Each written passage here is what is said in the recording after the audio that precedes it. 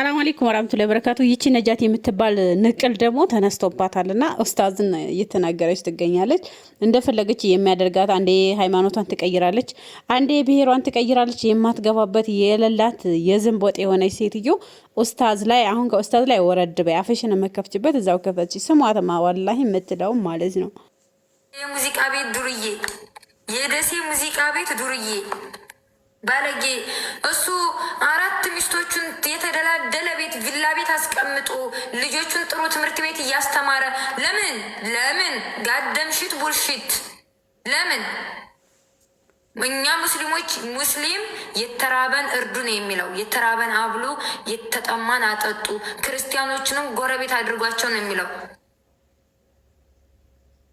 እንዴ የራሱ አራቶቹን ሚስቶች ቪላ ቤት አስቀምጦ ልጆቹን ጥሩ ትምህርት ቤት እያስተማረ ለምንድን ነው ታደኛ? ለምንድን ነው ሌሎቹ የድሃው ልጆች እንዲረዱ ራሱ? አንተ ጥንባታም ስልጤ ማለት ነው። አንተ ጥንባታም ስልጤ ማንነት አልባ አስረግጬ ነው የምነግርህ። እናቱ ወልዳለች ሂድና ክሰሰኝ። እንደ ድሮ ምናምን ነገር ብለው ምናምን ነገር ያለውበትን ሎኬሽን ምናምን ልከው የሚያስይዙኝ ምናምን ይናፍቅካል የኔ አባት። የሆነ ነገር እንኳን በሆነ እኔ ነጂ ቀደረ አላህ ማሻ ፈአለን ብዬ የምቀበል ሴት ነኝ። አንተ ቆሻሻ በሰው ልጅ ቢሆን ኖሮ ማን ታርጄ ነበር? በሰው ልጅ ቢሆን ኖሮ እስከዛሬ ድረስ አልነበርኩም፣ ሙቼ ነበር። ቆሻሻ ትላንትና ሲመክሩሽ የነበሩት አይዞሽ ሲሉሽ የነበሩት አልጠቀሙሽም ምናምን አውቁ። ስለባለፈው ታሪክ ምን አባክ አገባክ? የትላንትናውን ነገር እኮ ዋጋ ከፍዬበታለሁ። ጀዛይን አግኝቼ ወጥቻለሁ አይደለ? በትላንትናው ፍርድ ደግሞ ዛሬ ላይ ልታሸማቅቀኝ አንገቴን ልታስደፋኝ አትችልም። አንተ ማንነት ምንድነህ? በእኔ ላይ ፈራጅ የምትሆነው አንተ ማንነት? ግለሰብም ተናገረች ብላችሁ እስር ቤት ትግባ። ምን አይነት ቆሻሻ ነህ? ግለሰብ ነው የተናገርኩት። ቆሻሻ እናት ወልዳለች ሞክረኝ ሂድና ክሰሰኝ እያልኩት ነው። ቀፋፊ አንተ ቀፋፊ እናት ወልዳለች አሳይ ጀግና። ውሃብያ የሚባሉ ሰዎች ይህን ሰውዬ አቡበከር የሚባለው ማምለክ ጀመሩ እንዴ? አንዲት ነጁ የምትባል ሴት ይሄንን አቡበከር የሚባለውን ግለሰብ ሰደበች ብሎ 6 ወር ይፈረድባት ሲል ሰማሁት። ምክንያቱም እናንተ የምታመልኩት አምላክ ብላችሁ የምትሉት አርሽ ላይ የተቀመጠ እጅ ያለው እግር ያለው የሚወጣ የሚወርድ የሚንቀሳቀስ ፍጡሩን ስለሆነ ምናልባትም ይህን ሰውዬ ማምለክ ጀመራችሁ ይሆናል። ይቺ ልጅ እምነትን ተሳደበች። የተሳደበችው ግለሰብን ነው አይደለም? ስለምንድን ነው 6 ወር ይፈረድባት ብለህ የምታወራው?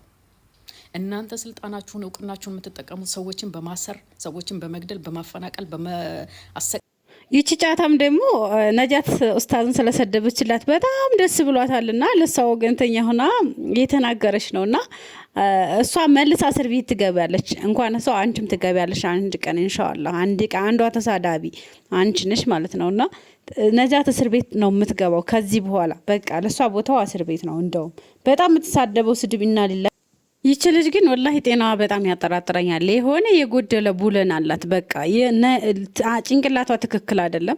አሁን እዚህ ጋር አላህ ትላለች። ከዚህ ቀደም ደግሞ ቆይ በሃይማኖቷ ምን እንደምትሰራ እዩ ማለት ነው። እሷ ትክክለኛ ሙስሊም ከሆነ ምን ትሰራለች እዚህ መዝሙር ጋር?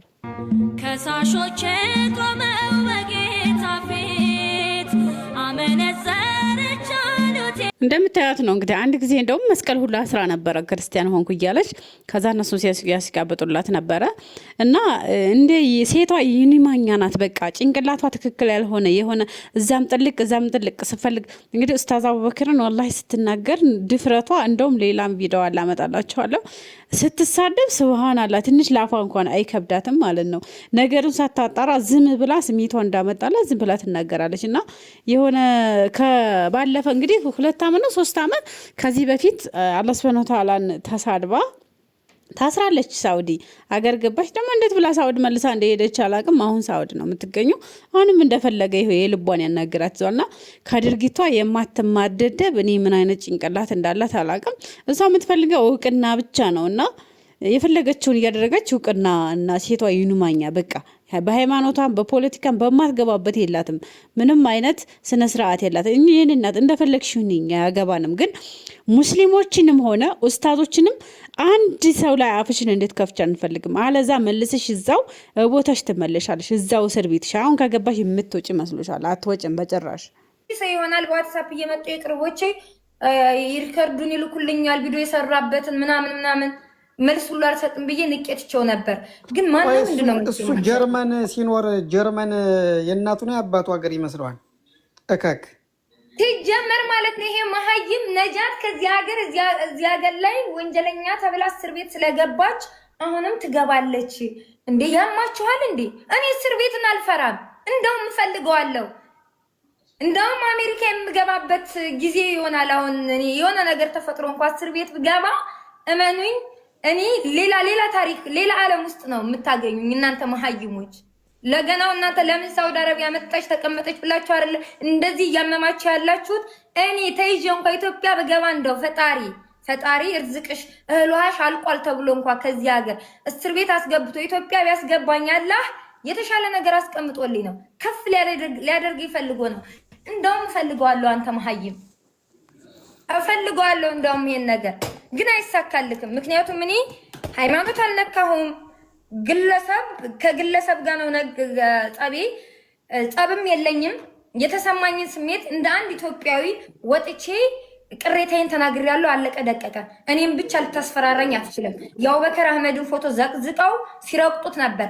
ለምን ታዲያ በእነሱ ላይ ቪዲዮ አልሰራክም? ምን ነው ነጃት ላይ የምትበረቱት አንተ ቆሻሻ እንዴ? ለምን አባቱ ነው የማይፈታኝ? ማን ነው? ምንድነው ይሄ ጅላንፎ? እናት ወልዳለች አልኩት። ከብሎ ካውጣኝ ልምጣ ገዝተህ ላይ ልክ ላስገባልክና ከዚያም በኋላ ለመክሰሱም ይመችካል። አንተ ድል መሀይም ደንቆሮ። ይሄ ግን በቂ ምክንያት አይሆንም። ይሄ ለእስር የሚዳርግ ነገር አላደረኩም። ለእስር የሚዳርግ ነገር አላደረኩም። የመኖሪያ ፍቃድ የለኝም። ኢትዮጵያ ሀገሬ ላይ ነው የምገባው። እገባለሁ። አሜሪካን የምታገኘኝ አንተ መሀይም።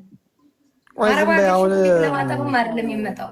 አንተ ደንቆሮ እንደሱ አትሳደቢ።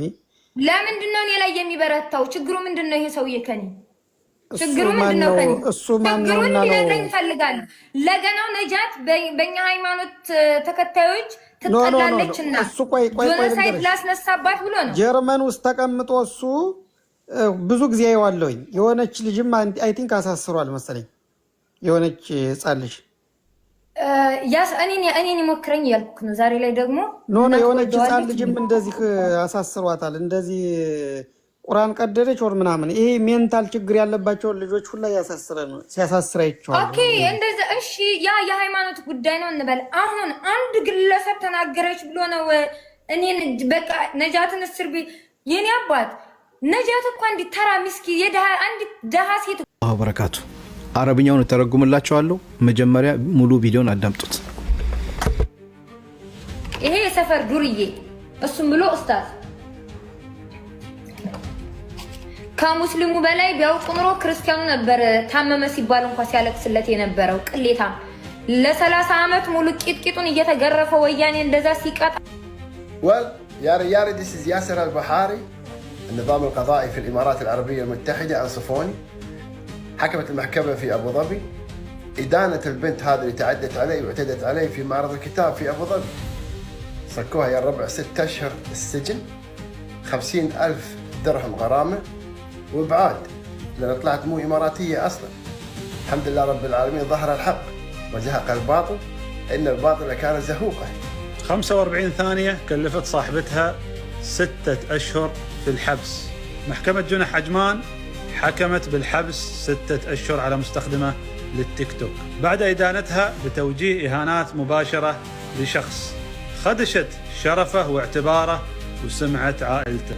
والمحكمة اعتمدت على تفريغ الفيديو والأدلة الفنية والقولية، وتطابق محتوى الفيديو مع أقوال المجني عليه. والعقوبة كانت بموجب قانون الجرائم والعقوبات الإماراتي في المادة 427. እንደ ሰማችሁት ነው።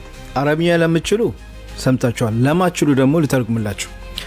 መጀመሪያ ላይ እንግዲህ ያያችሁት ግለሰብ አንዲት የሆነች ቲክቶከር በ46 እና 45 ሰከንድ ቪዲዮ ላይ ሰድባው ነበርና እሱ ደግሞ ክስ አቀረበ በሷ ላይ።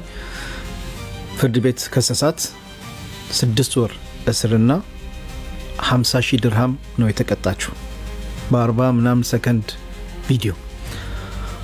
ስለዚህ አንዳንድ ግለሰቦች ኢማራት ላይ ቁጭ ብላችሁ ሳውዲ አረቢያ ላይ ቁጭ ብላችሁ እንደፈለግን እንሳደባለን የምትሉ ሰዎች ተጠንቀቁ፣ ተጠንቀቁ፣ ተጠንቀቁ፣ ተጠንቀቁ። ለምን ወታችሁ ለምትናገሩት ነገር ዋጋ ያስከፍላችኋል። ነጃት ኡስታዝ አቡበከር ባለፈው በፔጁ ላይ እንግዲህ አግማስ ያወጣው መግለጫ ሼር በማድረጉ ወጥተሽ እንደዚህ አፍሽን ከፍተሽ ተሳልበሻል። ያ ደግሞ ዋጋ ያስከፍልሻል።